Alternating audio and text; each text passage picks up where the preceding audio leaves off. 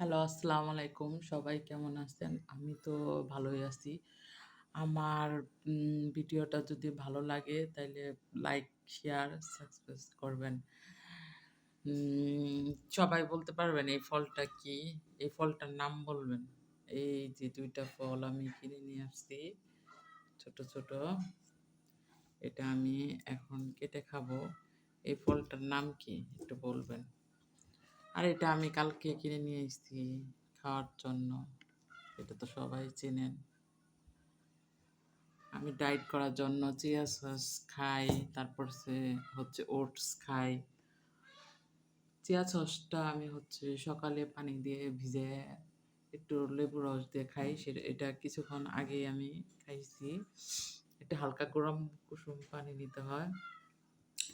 আর এখন আমি এই সালাডটা খাবো। ডিম সিদ্ধ দিছি। আমি কোনো একদিন মানে কোনো সময় আমি ডিম পুচ দিয়েও খাই সালাডটা বা ডিম সিদ্ধ করে খাই। যাদের শরীরে একটু দুর্বল লাগে তারা ২ টা করে খাবেন। আমার তেমন দুর্বল লাগে না।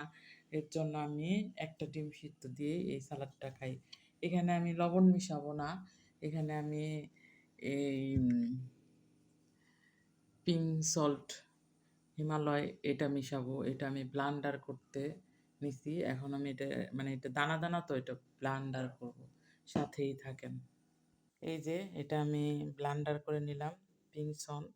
আপনারাও বাজার থেকে কিনে এনে এভাবে ব্লান্ডার করে বয়মে রাইখে দিবেন। এখানে আমার ডিম সিদ্ধটা আমি দিয়ে দিচ্ছি। এটা হচ্ছে সকালের নাস্তা। সালাদ দিয়ে ডিম সিদ্ধ। আপনারা চাইলে ২ টা সিদ্ধ খাইতে পারেন যদি আপনাদের মনে হয় শরীর দুর্বল। তবে আমি একটা সিদ্ধ বা সিদ্ধ না খাইলে হয়তো পুচ খাই এরকম। আজকে অবশ্য অনেক রোদ উঠছে। মানে অনেক না, মোটামুটি রোদ উঠছে। কিন্তু আমার বাসার উঠান শুকায় নাই। এর জন্য আমি উঠানটা মানে ঝাড়ুও দেইনি। আজকে আমি সেই জাপানি পাতা আবার নিয়ে আসছি।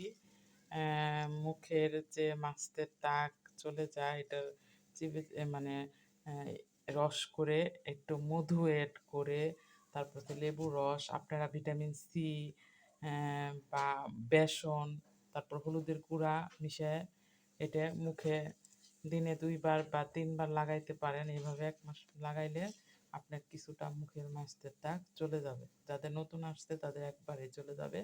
আর যাদের মুখের মাছটা অনেক দীর্ঘ সময় তাদের দীর্ঘ ১ বছর ভরা দিলে এই মুখের মাছটা চলে যায়।